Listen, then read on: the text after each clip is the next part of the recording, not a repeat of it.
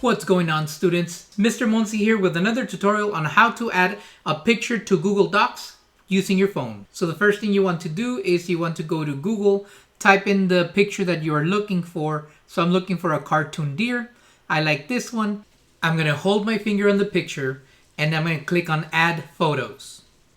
From here, I go to my Google Classroom where I have my assignment.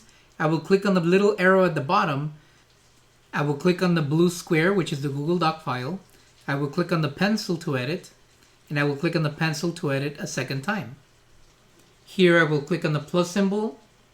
Then I will look for Image from Photos. You will get asked the question, Google Docs would like access to your photos. Click on OK. Under Recents, you will find the picture that you just saved to your phone. You can use two fingers to resize it to make it larger or smaller.